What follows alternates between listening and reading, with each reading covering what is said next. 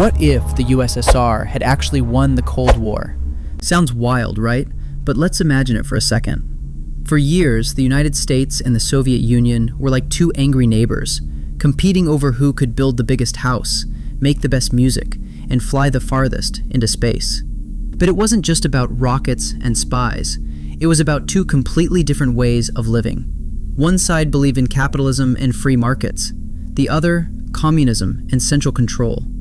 In our real world, the USSR collapsed in 1991. Why? Because its system was falling apart from the inside.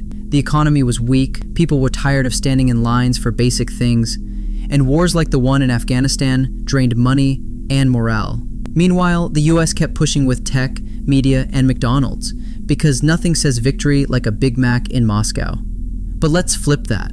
What if the Soviet Union fixed its problems in time? What if their economy didn't collapse?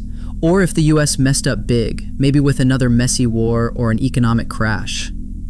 In that version of history, the red flag might still be flying high over Eastern Europe, and the world would look completely different.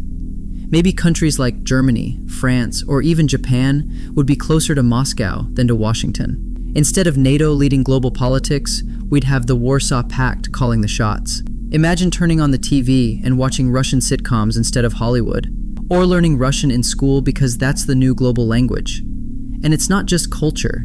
The USSR could have taken the lead in space too. Maybe they'd be the first on Mars. The internet might have been more restricted, the global economy more controlled. You might not even have your favorite social media app, but there could have been some upsides too.